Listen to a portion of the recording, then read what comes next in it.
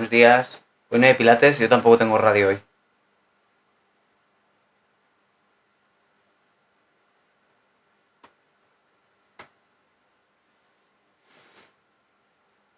Hola Raquel.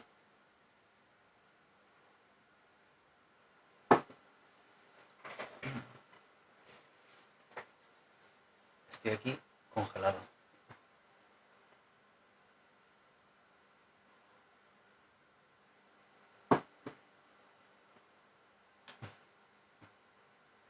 Buenos días.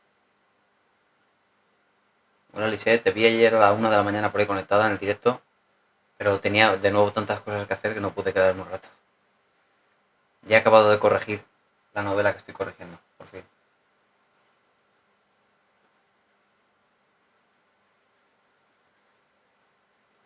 Bueno, esto lo tenemos. ¿Se escucha bien? Me he puesto aquí el micro. Ahí.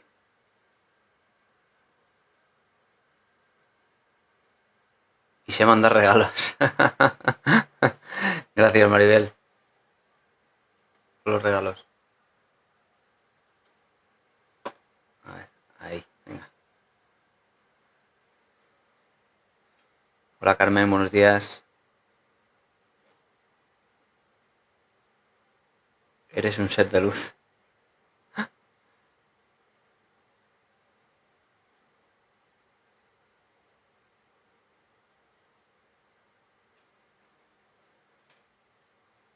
A ver, hola David. Estrategias de estudio para adulta con TDA.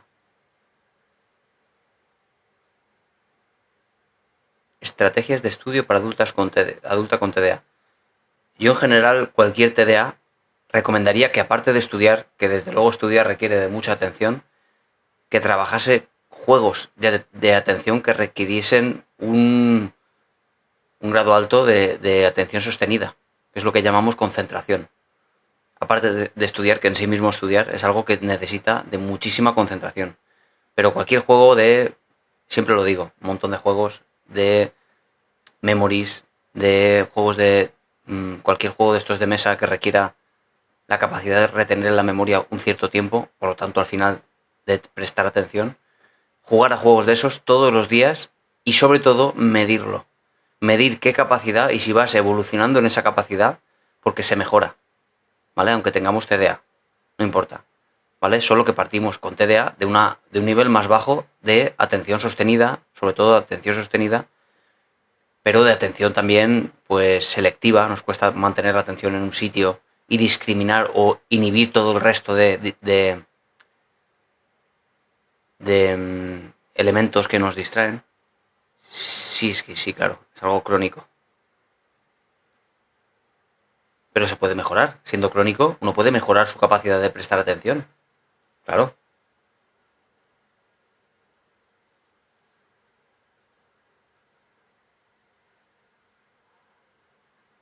A ver, cuando hablamos de que es algo crónico, register, no es que tengas una enfermedad como si fuera un tumor que ya se queda para siempre. Es que hay una configuración diferente en el cerebro desde que nació hasta hoy. Ha habido una configuración, bueno, distinta y por eso se llama neurodivergencia. Pero no es que sea una enfermedad crónica que no tenga solución. Es que partiendo de la base de un cableado diferente en el cerebro, desde ahí es que partimos. Teniendo en cuenta esto, tienes limitaciones, bueno, las limitaciones son tuyas, y partiendo de tus limitaciones es que se empieza a mejorar, no comparándote con otras personas que no tengan, por ejemplo, TDA. La comparación ahí no te es ni beneficiosa ni tiene ningún sentido. Pero partiendo de tu base, si mejoras con práctica todos los días, midiéndote además tu capacidad para la retención, la atención selectiva, la discriminación entre diferentes elementos, todo eso va a ir mejorando con la práctica. Respecto de técnicas de estudio, las técnicas de estudio que más funcionan siempre, tenga uno TDA o no, por eso digo que por un lado trabajar la atención de forma aislada y luego aparte la técnica de estudio. Siempre la técnica Feynman, por ejemplo, se sabe que es muy efectiva en el sentido de que permite retener con más tasa de efectividad la información que se estudia. Método Feynman es muy sencillo. Solo necesitamos que... Hola Maite, buenos días. Hola Maite, buenos días. Feynman es F-Y-Y-M-A-N. N, uno con la E primero, Feynman, y sí, así, tal cual, F-E-Y-N y man, M-A-N, ¿vale? Método Feynman. Este método lo que hace es, sobre todo, hola Loli, que un material que uno lee, luego, y la eficacia de este método sobre todo reside en volver a explicarlo tú con tus palabras a otra persona. De tal manera que cuando tú explicas lo que acabas de leer a otra persona, por cierto, esto lo utilizaba yo mucho en la carrera, lo explicaba en el grupo que teníamos de chat de WhatsApp, cuando tú se lo explicas a otra persona, tú te das cuenta de muchas cosas que sabes, que has retenido, y muchas otras que no retienes porque se te han olvidado.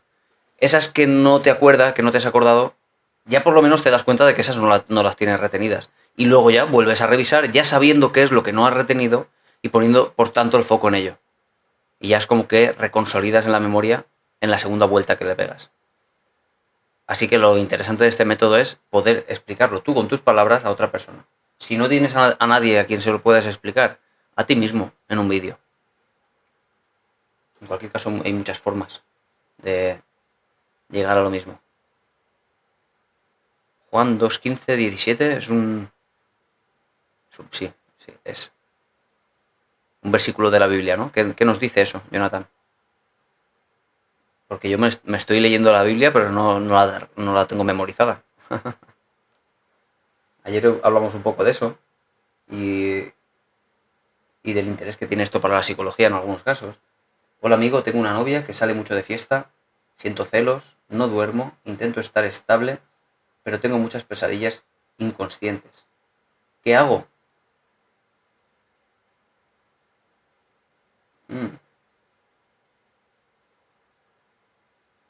¿Qué hago? ¿Qué haría una persona que tiene muchos celos? ¿Impedimos que la pareja salga de fiesta? ¿Controlamos nuestros celos? Algo tan complicado también por otra parte. ¿Qué hacemos? Hola Mar, buenos días.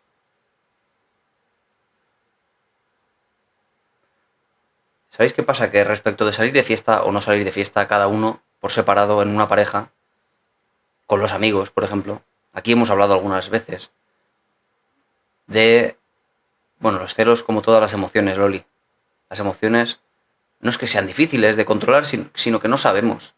No nos enseñan en el colegio, al igual que nos enseñan a escribir o a leer, que uno sabe leer y escribir sin necesidad prácticamente de esfuerzo, porque hemos aprendido durante años y años. Si hubiéramos aprendido a controlar nuestras emociones desde niños, ahora sería tan natural, sería tan fácil, pero no ha sido así. Así que con trabajo ahora, desde luego, se puede controlar, se puede gestionar. Respecto de si es bueno o malo que salga con las amigas, la pareja, o con los amigos, es una cuestión de valoración social, es una cuestión de negociación de la pareja, de qué es lo que está bien y qué es lo que está mal. Aquí hay una cuestión social, por un lado, parece que está valorado esto como algo positivo, porque da libertad a la pareja, no es que esté mal ni que esté bien, eso es algo social, pero luego uno debe construir sus valores familiares o sus valores en principio de pareja. Si está bien o está mal salir de fiesta cada uno por separado, es algo que se tiene que negociar en la propia pareja. Es cierto que objetivamente hablando, las parejas que salen solas, cada uno por su lado, dado que partimos de la base de que en general, y como decíamos antes, las parejas, las personas en general no controlan sus emociones, hemos hablado aquí de la euforia, el salir de fiesta con amigos donde hay alcohol, un gran desinhibidor de la conducta y donde hay anonimato, lugares donde no nos conocen, etcétera, bueno, aumentamos desde luego la probabilidad de que en algún momento haya una infidelidad, pero solo es un factor de riesgo. No tiene por qué suceder. No se oye. Es porque tengo aquí puesta la estufa. Espera un segundo. Vale, ¿se oye ahora? Claro, ahora se oirá mejor.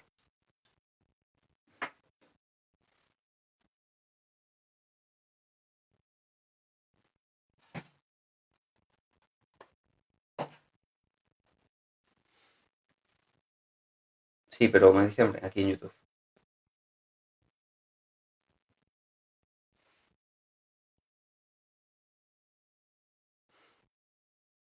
Vas a quedar helado. Bueno, pues si me quedo helado, la vuelvo a poner.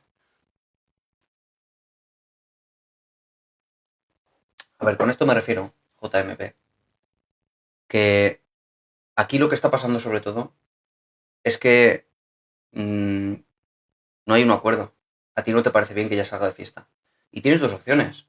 Quizá te has equivocado. Por un lado, que siempre es la respuesta fácil de pareja, dado que ella no es como tú quisieras que fuera. A ti quizá te gustaría una pareja que no saliera de fiesta, pero sería la respuesta fácil, porque entonces le echaríamos la culpa a ella de tu malestar y de tus emociones negativas, como son los celos, que es algo desde luego muy personal. Los celos están aquí, no tienen nada que ver con la pareja. Porque si no, todas las parejas del mundo entero y del universo, si hubieran seres humanos en otra parte del mundo, del universo, todas sentirían celos, pero hay parejas que sienten celos y parejas que no. Por esa razón sabemos que los celos están aquí. No son reales, no son objetivos, ¿vale? Con lo cual, la respuesta fácil es la culpa es de ella que sale de fiesta. La respuesta más compleja es si tú has aceptado tener a esta pareja con su complejidad, con sus cosas que te gustan de ella y sus cosas que no te gustan de ella o esta falta de acuerdo en este caso, vas a tener que aprender tú a gestionar tus emociones, a gestionar tus celos, tu inseguridad al final que parte de ti. Si lo que quieres es estar con esta pareja. Y desde luego que quieres estar porque si no, no sentirías desde luego esa intensidad que sientes emocional y esa, diría incluso, dependencia. Ahora de qué va tu live, de qué va tu contenido, te veo serio y sensato, a ver si me convences de quedarme un rato. Bueno, voy a intentar seguir hablando en esta línea y si te gusta, pues me alegrará mucho que te quedes por aquí. Ángel, aquí hablamos siempre de psicología, ¿vale? Puedes preguntar lo que quieras.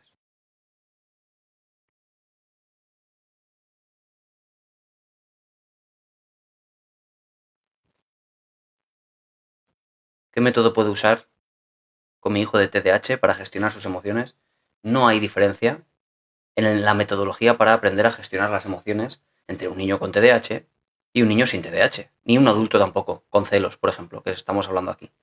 Porque el TDAH hablamos en este caso de problemas de atención. No tiene que ver con la capacidad de generar narrativas diferentes, de generar reestructuración cognitiva, todos los elementos cognitivos que nos permiten, bueno, generar una diferencia en la interpretación de las situaciones que vivimos. Más bien es la pregunta, ¿cómo hago yo para gestionar mis emociones? ¿O cómo hace mi hijo para gestionar sus emociones? Tenga TDAH o incluso tenga, por ejemplo, TLP. ¿Entendéis? Porque es algo humano, independientemente de que haya trastornos. Es algo humano, la emoción. Funcionan todos los seres humanos por igual. No hay ninguna diferencia. Inclusive los patrones de expresión facial son para todos por igual. Ahora bien, ¿hay una dificultad? Bueno, pues hay una diferencia en cuanto a quizá algunos elementos, pero la técnica es esa, es la misma, es la gestión emocional. ¿Cómo se gestionan las emociones? Aquí hemos hablado mucho de esto. ¿Cómo podemos lidiar con la culpa? Aquí hablaban de celos, son emociones al final. Y hablamos de que las emociones, primero, ante todo, habría que comprender por qué sucede una emoción, para poder entender cómo gestionarla. ¿Por qué sucede la culpa? ¿Por qué suceden los celos? Si estoy despierto, controlo mi mente perfectamente, pero durmiendo siempre tengo pesadillas por los celos. Es una locura. Entonces tu problema no es tanto de celos al final, ¿no?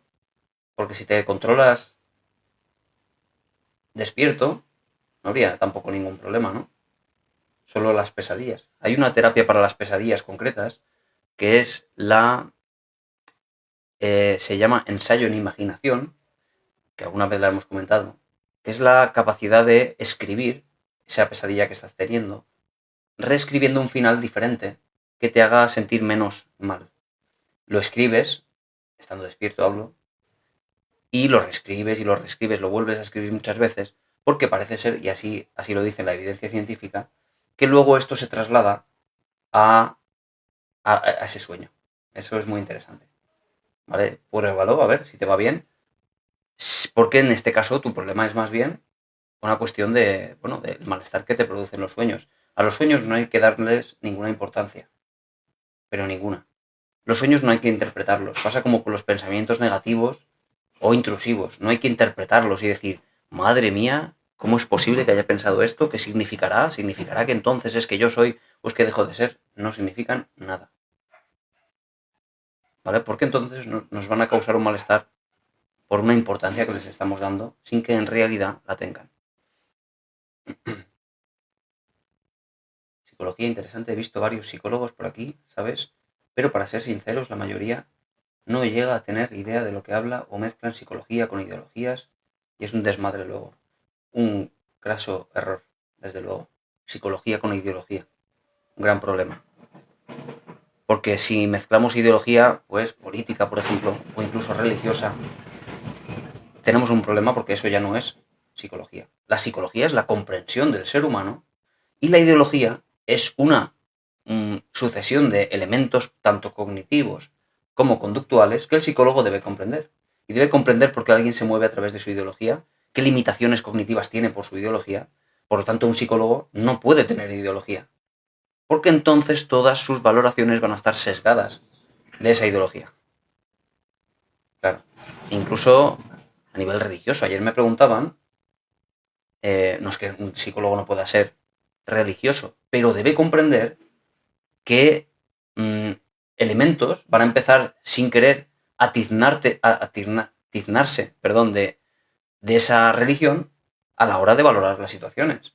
Ayer me preguntaban, dado que hablé un poco de esto, de la religión, que ante las manifestaciones de posesión demoníaca, que desde luego lo primero, me comentaban en este comentario, ¿no? Que es comprensible que lo primero siempre sea acudir a un especialista de salud mental, pero que este especialista en salud mental debería después, si ve que no puede con el paciente, acudir a un exorcista católico, porque ya es una posesión demoníaca. Claro, pero partimos de la base de creencias que uno asume como que existe por un lado Dios, que existe el demonio, que existen los, en fin, elementos que tienen que ver con una religión. Pero no hay evidencia científica a día de hoy, en el siglo XXI, ni una sola evidencia científica ni de la existencia de demonios, ni de la existencia de posesiones demoníacas, ni de la eficacia, ni de lejos, del exorcismo como un método fiable para el tratamiento de una manifestación de este estilo. Porque este tipo de manifestaciones sabemos lo que es, claramente. Sabemos que puede ser esquizofrenia, trastornos disociativos, elementos neurológicos como neuropatías autoinmunes que llevan a conductas muy extrañas y muy raras, movimientos corporales como discinesias que dan miedo y no podemos entender a veces. Y eso es lo que hemos podido ver. Pero ¿cómo se ha interpretado esto desde creencias y ideologías? Es decir, limitando nuestra capacidad de comprensión porque ya tenemos una idea previa. Bueno, eso no podemos caer en eso. Debemos ser siempre lo más objetivos posibles.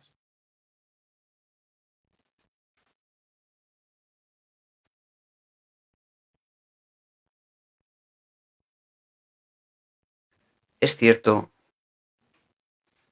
a ver, es cierto que trabajando de psicólogo se gana muy poquito, pues claro, dependerá de qué psicólogo.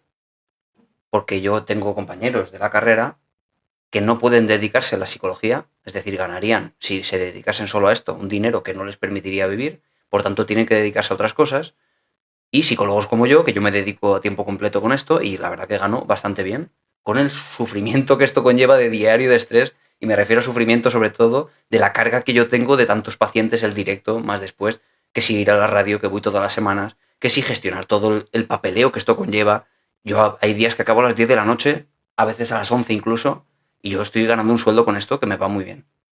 Pero eso soy yo con mi experiencia, dado también todo el trabajo que yo llevo aquí en las redes sociales, que ya son años, sin ganar ni un duro con esto, claro. Ha sido un trabajo de mucho tiempo, una inversión a fondo perdido, de tiempo y de esfuerzo, solo por el único aliciente de la propia, bueno, divulgación científica, que era mi objetivo siempre, ¿no? Ahora es cierto que hay, bueno, gente que le llamó la atención y que si tienen un problema psicológico, dado que han conectado conmigo, pues dicen, prefiero ir a este psicólogo que conozco que a otro que no conozco. Bueno, esto es lo que me está reportando tanto trabajo, pero de años ya, sin que me haya traído realmente ningún beneficio, ¿no? Es decir, todo dependerá de cuál sea su trabajo, de la cercanía con la gente. Yo como aquí en la ciudad donde vivo, aparte de hacer charlas que hago cada 2 o 3 meses una charla, o 2 veces al año por lo menos, como mínimo, y de hecho tengo en enero una preparada. Claro, la gente de aquí, yo vivo en Monóvar, Alicante.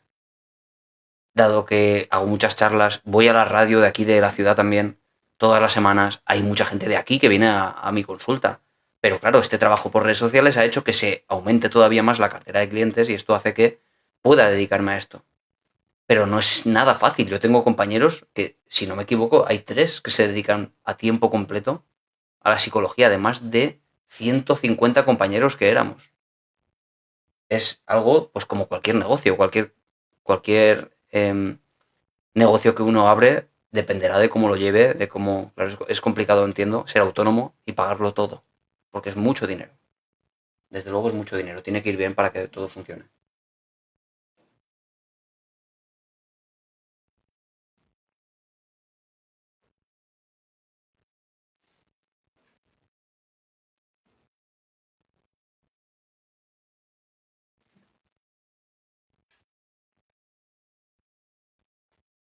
Eso, pero se frustra por cosas sencillas, por ejemplo, dejar su envase de agua en casa. Uy, esto me lo he perdido.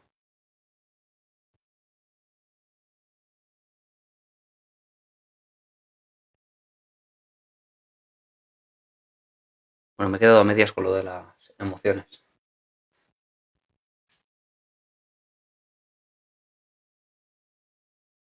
Iba a hablar de las emociones, pero se ha quedado aquí. Me gustaría poder conocerte y hablar contigo.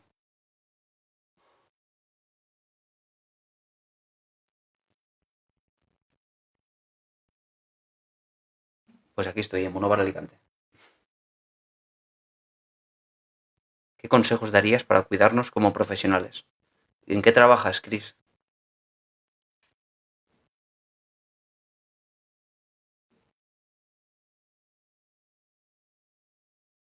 ¿Por qué seguimos haciendo cosas que nos dañan? Nos dice Loli. Por eso está muy bien la técnica. Los directos aquí van siempre de psicología. Hablamos de psicología siempre.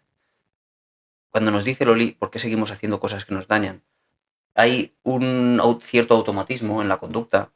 Tenemos que ser conscientes de por qué hacemos lo que hacemos y para eso siempre viene muy bien la técnica del autorregistro. Si uno hace un autorregistro de su propia conducta, va empezando a entender cosas que antes no entendía y que por puro automatismo va pasando y se convierte en puro hábito. Si uno registra en un papel cada vez que uno siente pues, emociones negativas o experiencias que son reseñables a nivel de malestar, va a empezar a comprender qué ciertos desencadenantes están antes de ese malestar y qué elementos están en el entorno después de aquel malestar. Si uno registra todo eso, cuando tiene un amplio registro de todos esos elementos, empieza a decir, anda, pues siempre que pasa esto, está esta persona. O siempre que me siento así, siempre es por la noche. O siempre después de esto, siempre alguien me grita. O siempre, en fin, empieza a comprender los factores que median en su conducta, en su malestar al final. Eso es un análisis funcional de la conducta que desde luego viene muy bien para autocomprenderse. ¿Por qué hacemos cosas que nos dañan? Nos pregunta Loli. Porque no has comprendido qué elementos están desencadenando esa conducta que no has aprendido a controlar, Loli. Y yo te sugeriría que si haces cosas que no te gusta hacer, que las registres. Que registres qué pasó antes, cómo te sentiste en el momento, qué pensaste, qué pasó después, porque de verdad que vas a comprender por qué estás haciendo eso, que a pesar de todo te sigue dañando. Si lo haces, te aseguro que lo comprenderás. Y para eso a veces, cuando uno no lo consigue, pues acude al psicólogo para que le ayude. Porque a veces es difícil entender ciertas cosas que uno no puede ver. Y son a veces creencias, son a veces esquemas mentales difíciles de ver desde dentro, desde la mente de uno. Pero están ahí.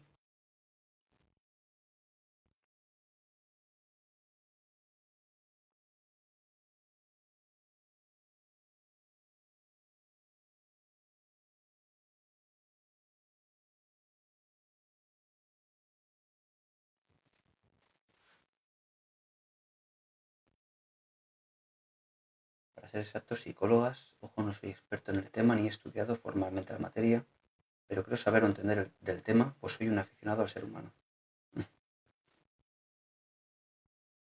Incluso mis amigos y conocidos me buscan para aconsejarlos, escucharlos y ayudarles.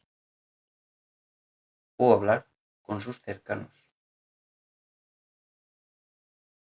Pues maravilloso, Ángel. Seguramente, si eres así, tus amigos lo apreciarán, porque a veces se necesita un amigo que te escuche. No es lo mismo que un psicólogo, desde luego. Porque un psicólogo no da consejos, Ángel. ¿Sabes? No sé si lo sabías, pero un psicólogo no da consejos. Un amigo da consejos. Y está bien que lo haga. Ese es su rol. Pero el rol de un psicólogo no es dar consejos. El rol del psicólogo es hacer comprender a la persona todos esos elementos que están alrededor de lo que le pasa a la persona para que comprenda por qué le pasa lo que le pasa. Y luego, después de comprender todos esos elementos, ayudarle a tomar las decisiones que tenga que tomar. Pero las decisiones siempre las va a tomar él y nunca va a dar opiniones personales del psicólogo de tipo yo lo que haría, según tu caso, es esto, esto y esto. Porque si un psicólogo hace eso, está partiendo de la base de sus propias expectativas, sus experiencias personales anteriores, sus valores personales, que no son los de la persona. Todo eso está ajeno a una consulta psicológica. ¿Vale? Es ajeno completamente. Cuando un psicólogo está en una consulta, no se mete en la conversación, no mete su yo, su persona, dentro de la consulta, dentro de la empatía del paciente. Y eso es lo que conoceríamos como empatía radical. Solo hablamos de la otra persona.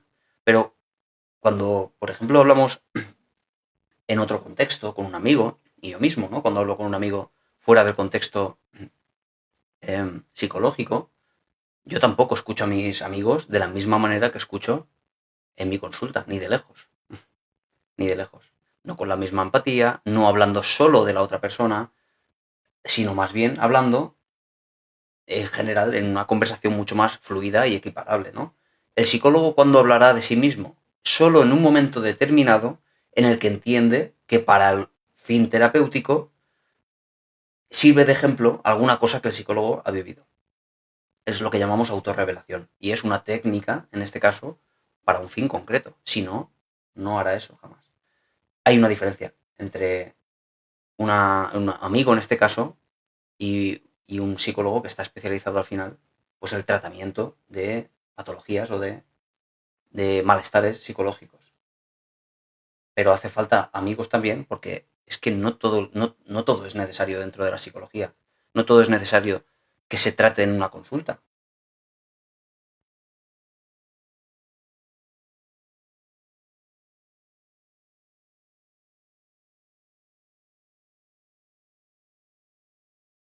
¿Es difícil atender a alguien que conoces?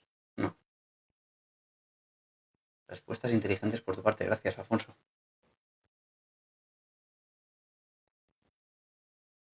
A ver, respecto de atender a alguien que conoces, y incluso el otro día, cuando estuvo aquí mi hermana, estuvo por aquí, si puedes hacer las preguntas que quieras.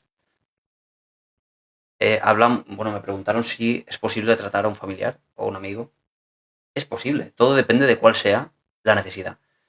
Porque, por ejemplo, si un paciente, si un familiar mío cercano tiene ansiedad, no habría ningún problema en enseñarle técnicas psicológicas para aprender a controlar su ansiedad, porque le va a funcionar independientemente de que sea mi hermana o no sea mi hermana, o sea mi primo, o sea quien sea, le va a funcionar cuando empiece a aplicarlas. Ahora bien, lo que pasa a la persona es que no tiene ningún problema en general, pero tiene pues algún recuerdo que le causa vergüenza, malestar, algún tipo de sensación de que está ahí como encajado ese recuerdo y bueno, le va a dar más vergüenza contárselo a un familiar que luego va a estar viendo constantemente que a un desconocido. Bueno, pues eso es otra cosa. Claro, no es que tengas un trastorno o de insomnio o de ansiedad o tienes, no sé, un trastorno, el que sea, relacionado con la psicología, un TOC, algo así. Todo eso tiene solución a través del tratamiento cognitivo-conductual y no hay ningún problema en que sea un familiar el que te atienda. Pero como digo, dependerá de si lo que pasa es que tiene o considera que tiene un trauma en la infancia, que a través de la manifestación de síntomas del estrés postraumático, pues tiene que contar, claro, es que tiene que contar esos recuerdos y a lo mejor no se lo quiere contar a una persona cercana. Bueno, pues eso será algo que va a ser mucho más recomendable que lo trate otra persona.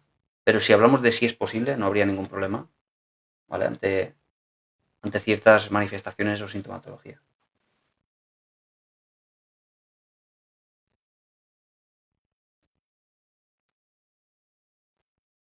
Siempre tienes respuestas inteligentes, gracias Loli. Hay mucho intrusismo en la psicología. Bueno, y aquí en las redes sociales se ve mucho.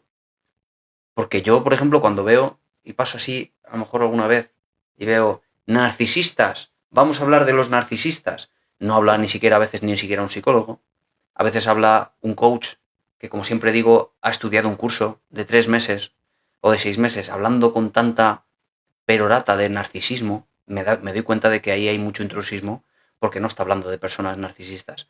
Y contesta preguntas de personas que dicen, es que mi pareja es narcisista. Yo me doy cuenta de que ahí falta mucho conocimiento. Se dan respuestas muy vagas. No hay, desde luego, ni de lejos un acierto, ni en el diagnóstico de aquellas personas que mencionan a parejas, a madres, etcétera, como narcisistas. Y al final, por tanto, los consejos que se dan para estas personas con supuestas parejas o supuestos familiares narcisistas, dado que el diagnóstico es erróneo, pues son consejos que no sirven para nada, que lejos de ayudar seguramente van a perjudicar.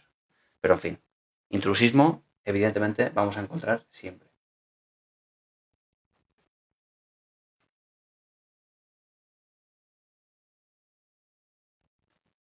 Tengo a mi hijo con una depresión mayor desde hace 3 meses y no veo mucha evolución. Y yo estoy fatal, pero ¿te refieres a no hay evolución a pesar de que está yendo a consulta psicológica o que no está yendo a terapia psicológica? Voy a encender un poquito la estufa porque me estoy quedando aquí helado, ¿eh? A lo mejor se escucha un poco mal, pero es que hace frío, ¿eh?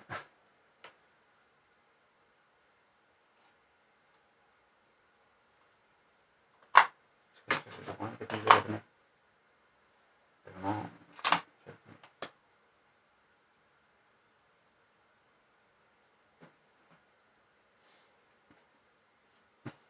Hola, mamen, buenos días.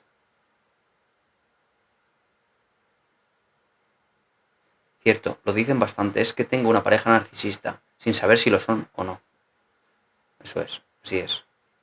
Y eso es intrusismo muchas veces, porque solo un especialista, para empezar, puede diagnosticar de narcisismo, pero no porque lo lea en un comentario de alguien que dice, es que mi pareja no me escucha, es que mi pareja me manipula. ¿Cómo va un especialista a diagnosticar con eso? En todo caso, con la misma persona. Y a veces nos faltan datos. ¿Cómo vamos a poder diagnosticar con la experiencia sesgada y subjetiva de quien está afectado por la persona supuestamente narcisista? Imposible, porque desde las rabias que va a hablar y desde la rabia lo va a filtrar a través de ella todo y todo al final va a estar tiznado de una posible, eso, interpretación errónea o exageración de aquella conducta de la otra persona.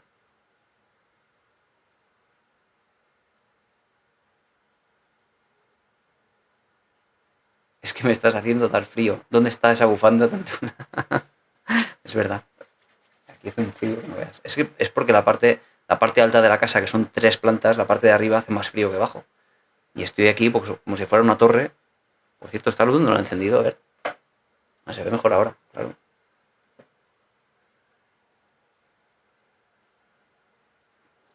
El café se me ha enfriado, evidentemente.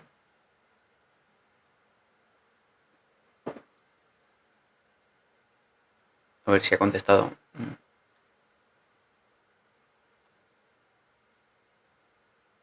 Veguita, no has contestado. ¿Está recibiendo tratamiento psicológico esta persona, tu hijo?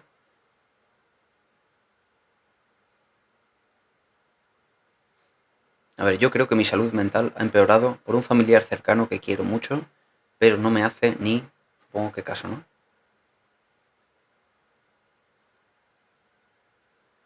Gracias, mame.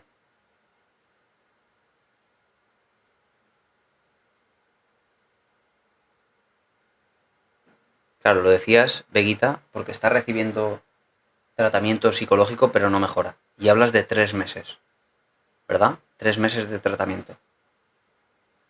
Y está medicado. 3 meses de tratamiento, a ver, es un tiempo todavía limitado, aunque a los 3 meses ya debería de tener algún efecto.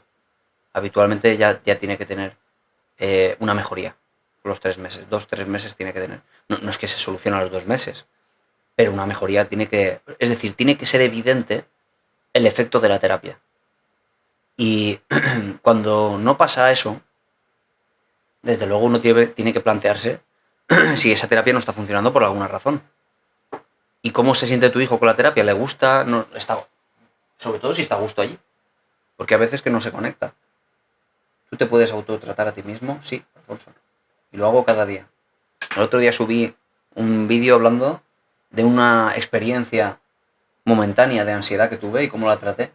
Porque cuando siento alguna de esas experiencias, pues lo menciono por aquí. Porque me parece un buen ejemplo de cómo sobrellevar este tipo de manifestaciones. No me comenta nada. Claro, Veguita, es que si no te comenta nada y lo que pasa es que tú no ves mejoría, ¿sabes? Tenemos un problema, porque aquí hablamos de que tu hijo quizás esté mejorando, pero tú no lo ves. Y no se trata de que tú lo veas, se trata de que él empiece a sentirse mejor, quizá él se sienta mejor y no te lo cuenta. Claro, aquí quizá tengamos una distorsión de lo que es y lo que uno cree. Él no habla, pero está yendo a consulta, no está dejando la consulta, por ejemplo. ¿Qué podría ser un elemento de mejora objetivo, sin valoración personal? Aparte de su propia mejoría, que él se sienta mejor y esté más tranquilo. Aparte de eso, que él empiece a hacer cosas, por ejemplo, empieza a moverse. Tú ves que él haga alguna cosa, que salga de casa, que haga, no sé, que empiece a hacer algún tipo de rutina, de ejercicio, de salir a la calle a pasear, lo que sea. O no hace absolutamente nada y se pasa el día tumbado en el sofá.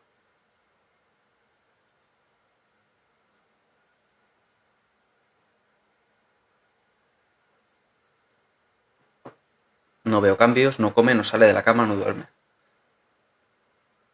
Y son 3 meses, como digo, hay una pequeña... Y bueno, claro, la posibilidad de que él cambie de profesional también depende de que él se sienta a gusto con el paciente, con el profesional, pero claro, como no te dice nada, pero tú le has preguntado, no sé, le has preguntado si él está a gusto en la terapia, que, no sé, lo dices que no te cuenta él nada, pero si le preguntas, ¿se niega a hablar o cómo es esto? Es un tema difícil siempre cuando hablamos de otras personas, ¿eh? Cuando hablamos de tu terapia, mucho menos problemático, pero cuando hablamos de otra persona, hay poco ahí que controlar. Sí, habitualmente, Alfonso, uno aplica sus propias técnicas para sobrellevar el malestar. Si no puede más porque está sobrepasado, entonces podemos acudir a otro psicólogo. A mí de momento no me ha hecho falta, pero vamos, que no tendría ningún problema en acudir a un amigo mío para que él me tratase si necesitase una visión objetiva externa. De momento no me ha sobrepasado. ¿Los psiquiatras tienen formación psicológica? Es muy buena pregunta esta. Los psiquiatras tienen formación psicológica. Los psiquiatras, dado que son médicos, estudian medicina durante todos sus años de carrera, los 6 años de carrera de medicina, y luego hacen una especialidad en salud mental, no en psicología, sino en salud mental.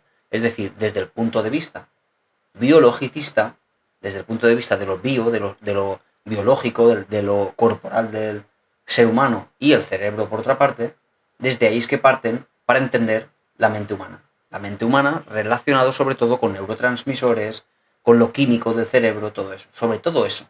Esa es la base de su estudio.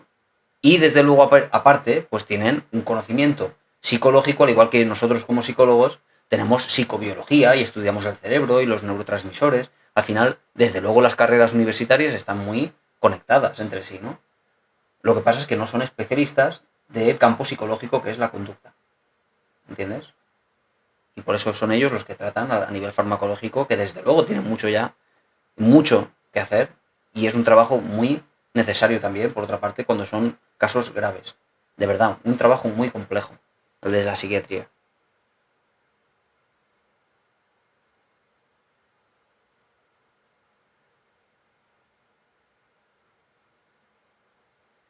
¿Haces consultas por teléfono? Hago consultas por videollamada. Aquí tienes la página web zorelpsicología.com, por si quieres solicitar una consulta.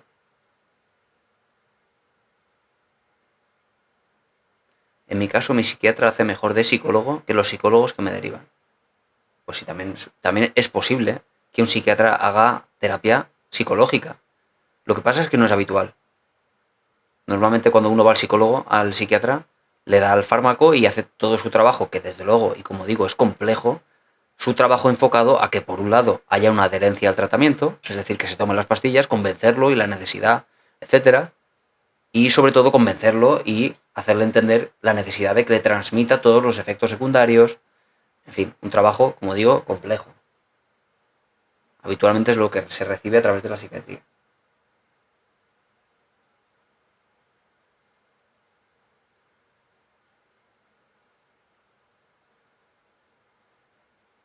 No supero el no trabajar.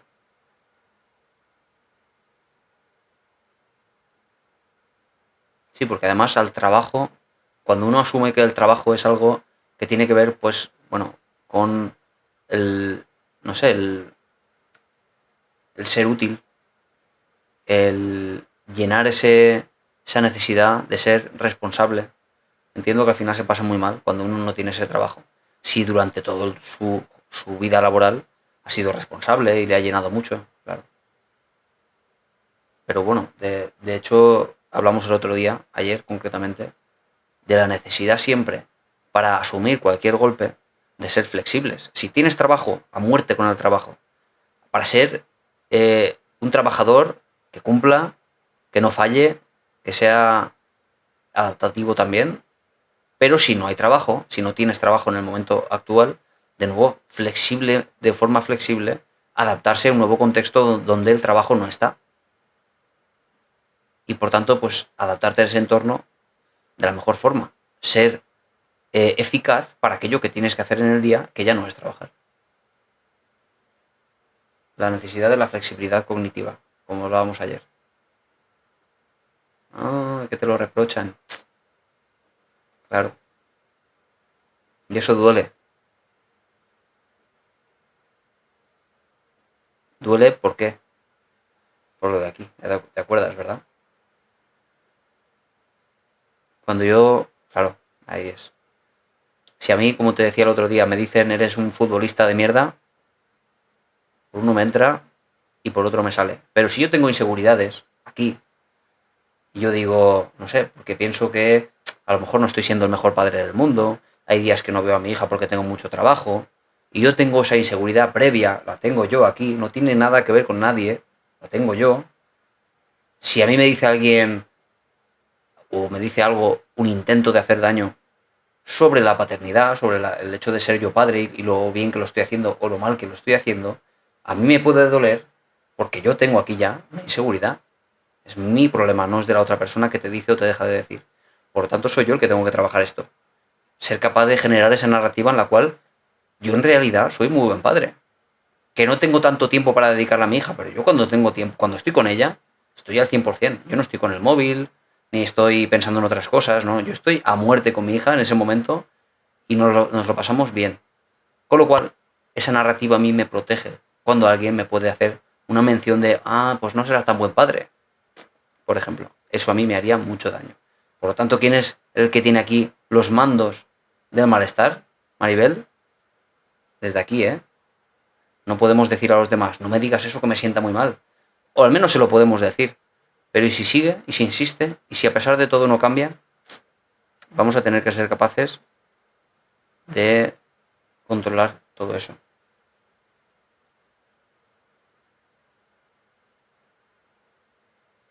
¿Por qué los japoneses se desviven si lo tienen todo? A ver, ¿cómo es esto?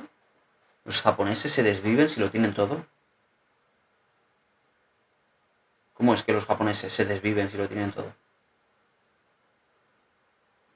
Kate, no he entendido esto.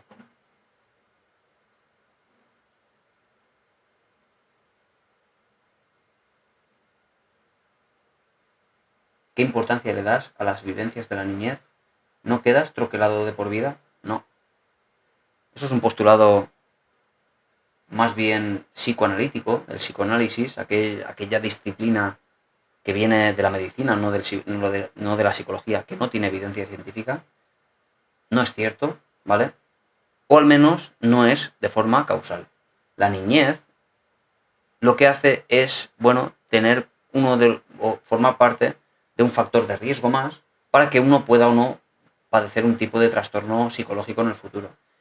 ¿Por qué sabemos esto? Porque hay personas que no han tenido ningún problema en la infancia, absolutamente ninguno, y de adultos tienen trastornos psicológicos que no parten de la infancia, sino que parten de patrones de conducta en la vida adulta.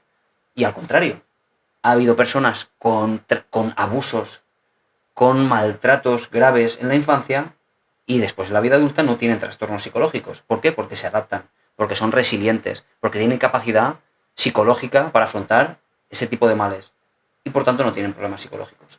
Postulaba a Freud, por ejemplo, que no, que siempre, siempre, todo el mundo teníamos traumas en la infancia y eso era motivo después, siempre, de trastornos psicológicos.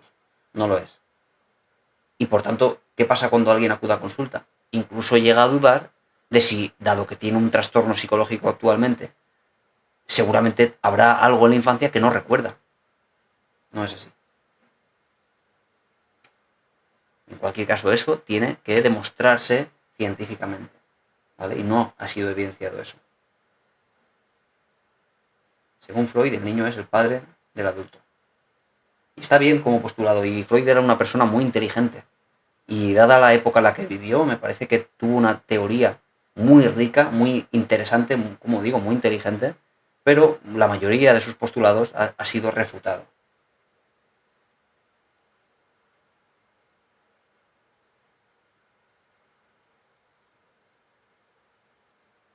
Se nota que adoras a tu hija, claro.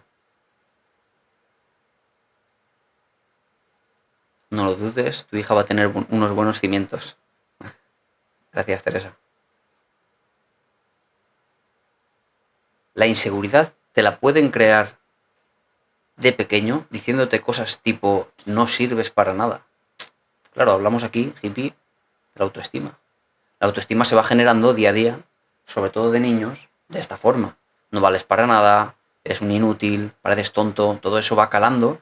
¿Por qué razón? Porque los niños pequeñitos no saben diferenciar entre real y pensado, no saben diferenciarlo.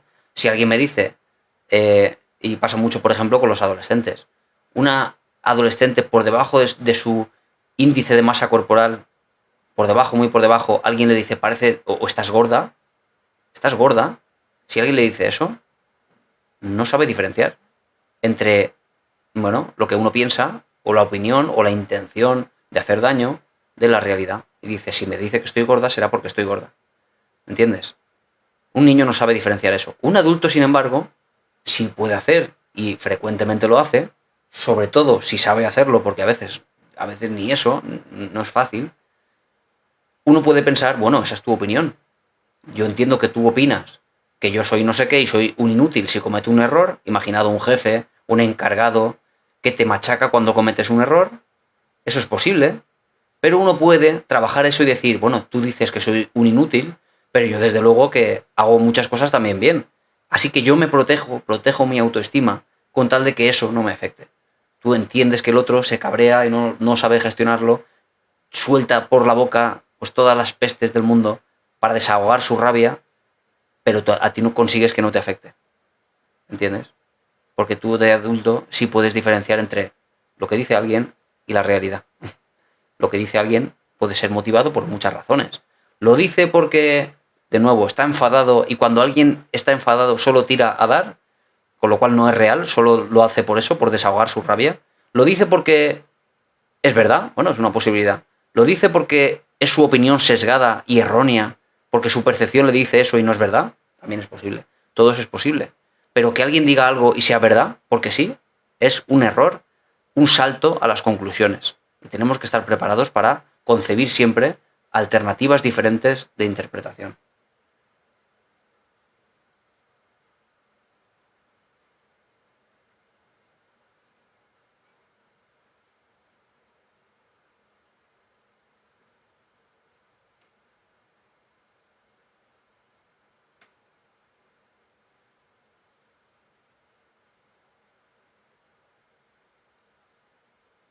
Duele porque sientes culpa, autojuicio. y te da por llorar. A ver, te dice Lisette, pero no es porque tú no quieres, como tú siempre dices. ¿Qué más quisiera yo, claro?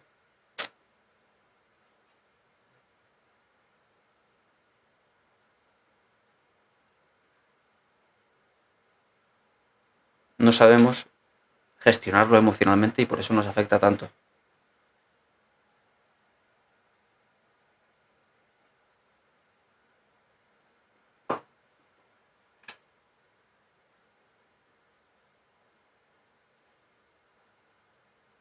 A ver, ojo, no me arrepiento, pero me di cuenta que no había aprendido nada. Creo que me he perdido el comentario.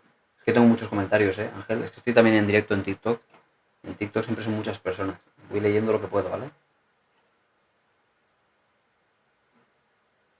Me di cuenta que no había aprendido nada, solo vivido en una normalidad que nunca fue normal, más allá del hoyo.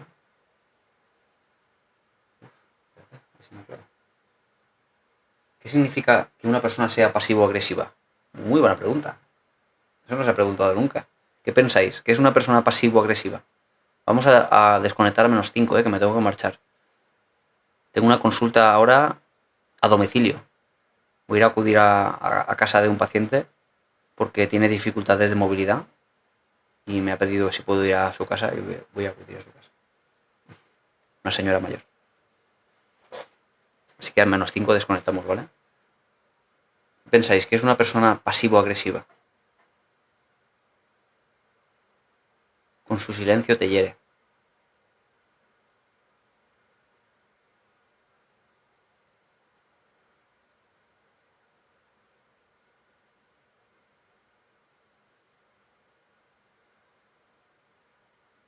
¿Qué precio tienen sus consultas? Lo puedes ver aquí en la página web ferrerpsicología.com. Te metes ahí y lo puedes consultar.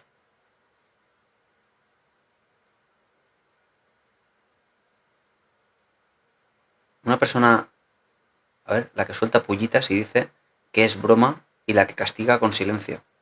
Sí, una persona pasiva-agresiva es aquella que lanza comentarios, sí, a veces no necesariamente en forma de bromas, pero lanza comentarios que son, bueno, pues son críticos constantemente y lo hace como bajo manga. No lo hace de forma confrontativa. No dice es que tú y no sé qué, y no a la cara de una forma agresiva que quizá conllevaría a que el otro reaccionase, bueno, con rabia, enfrentando a la persona. Más bien es con murmullos, por lo bajini, como se dice por aquí, de una forma que al final es un poco desagradable o un poco estresante para el otro si es un constante machaque de comentarios negativos, ¿vale? Que hacen al otro reaccionar. Eso es pasivo-agresivo.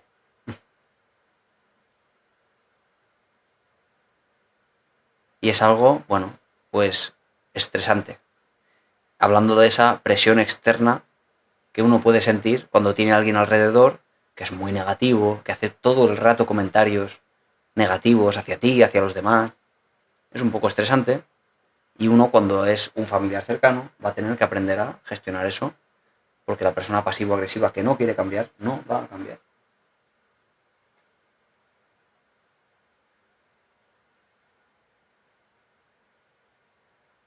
Y por la paciencia es que te digo que mi mente se despabila y no sé qué hacer. Sin problemas. Es buena terapia ponerle palabras a la angustia, dirigidas a un otro de la escucha que no te... A ver, es buena terapia ponerle palabras a la angustia dirigidas a un otro de la escucha que no te reproche. Sí, a otro que te escuche, ¿no? Y que no te reproche, claro. Es decir, ponerle nombre a lo que te pasa y que alguien te escuche, que al final es lo que hace un psicólogo, alguien que te escuche sin reproches y sin juzgarte. Sí, buenísimo.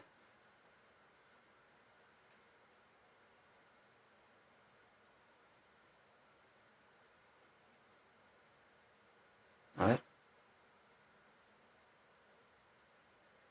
A mí me pasa, perdonad los comentarios que no puedo leer porque son muchísimos, ¿eh? Es imposible leerlo todo. Si alguien quiere, porque no he contestado alguna pregunta y quiere alguna respuesta, pues mañana otra vez a las 10 estoy aquí.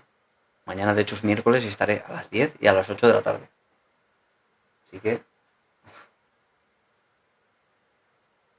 a mí me pasa con mi hermana. Somos muy diferentes y cualquier cosa que le digo le afecta y se aleja de mí. Con lo cual, fijaos como ese elemento que podría interpretarse siempre, y así es como se hace la mayoría de las veces, de me está intentando manipular, porque si yo hago algo o algo por poner límites a alguien y me machaca o me castiga con la indiferencia, con alejarse de mí, puedo yo interpretar que me está intentando manipular. No es así. No está intentando nada. Solo está reaccionando porque es como reacciona esta persona sin mediación de una intención y de una inteligencia detrás que planifican y que realmente está planeando. Bueno, no hay ningún plan detrás. Solo reacciona a lo que siente. Se siente atacada, se pone a la defensiva y se aleja como si fuera esto pues un resorte. ¿Hay una intención detrás de manipulación? No hay una intención detrás. Pero es así como la mayoría de las veces se interpreta. ¿Tiene alguien derecho a enfadarse con alguien y por tanto alejarse? Pues tendrá derecho, evidentemente no. Tendrá derecho. Quizá no ha aprendido patrones asertivos de cómo ser, no sé, más solucionadores de problemas o cosas así. En cualquier caso, si esos patrones te llevan a un malestar, pues lo mejor es resolverlos, ¿no? Aprender a interaccionar de otra forma. Claro. Me duele mucho no poder ayudarla porque la veo sufrir, se siente sola. Claro, con lo cual es un círculo vicioso. Yo me siento atacada por ti, que intentas ayudarme. Al quedarme sola porque soy yo quien se aleja, me siento incomprendida, se confirma mi teoría de que nadie me entiende, de que nadie me apoya, etcétera. Es un círculo vicioso. Por eso digo que siempre es la misma persona la que tiene que entender que es la persona la que tiene problemas y buscar ayuda. Porque no podemos ayudar a alguien que no quiere ser ayudado. No se puede.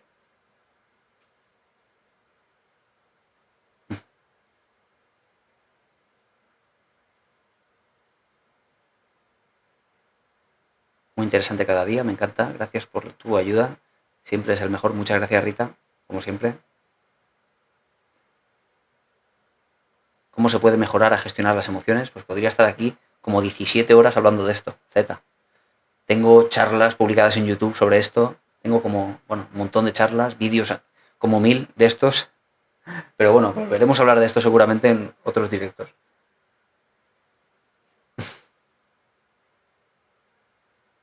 Como odio tener un día malo. Pero están, ¿eh? También están, ¿eh? Yo también los tengo, ¿eh? Mira, Mamen también los tiene. Porque alguien trata mal, a ver. Bueno, este comentario lo voy a dejar para el próximo día porque me voy a marchar ya, ¿vale? A ver, ¿por qué algunos tratan a los demás tan mal como fue tratado de pequeño? ¿Por qué siguen patrón? Bueno, para mañana a las 10 hablamos de esto, ¿vale? Bueno, el canal de YouTube, como cualquier red social, siempre son igual. David Zorel, como mi propio nombre aquí en TikTok y en todas las redes sociales, ¿vale? Y nada, me voy a marchar ya que llego tarde. Nathan, ¿me preguntas mañana a las 10, por favor? ¿Vale? Seguimos, sí, porque es que si no, no llego. Tengo ahí cuarto y tengo que salir de aquí andando, llegar, en fin. Ay, vamos a ver, a una señora mayor, pobreta, a ver qué le pasa. Bueno, chicos y chicas, muchas gracias. Un abrazo, Nathan, y a todos los demás. Alfonso, Piedad. No han habido haters hoy.